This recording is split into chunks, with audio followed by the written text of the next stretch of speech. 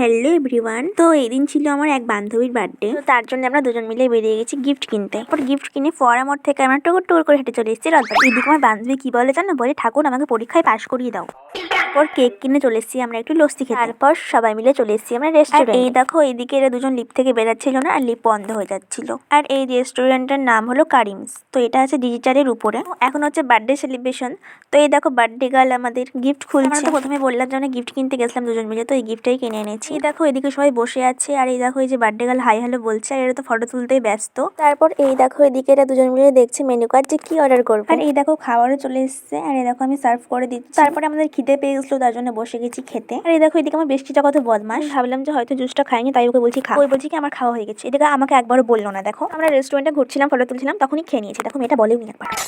আর যে জুসটা নিয়ে কথা বলছি সেই জুসটা কিন্তু আমরা অর্ডার করিনি, ওটা ওখান থেকেই দিয়েছিল আমাদের। তারপর আমরা বেরিয়ে যাই বাড়ি যাওয়ার জন্য। তো চলো সবাইকে আজকের মতো ব্লগটা এই পর্যন্তই। টাটা সবাইকে, নেক্সট ব্লগে দেখা হবে।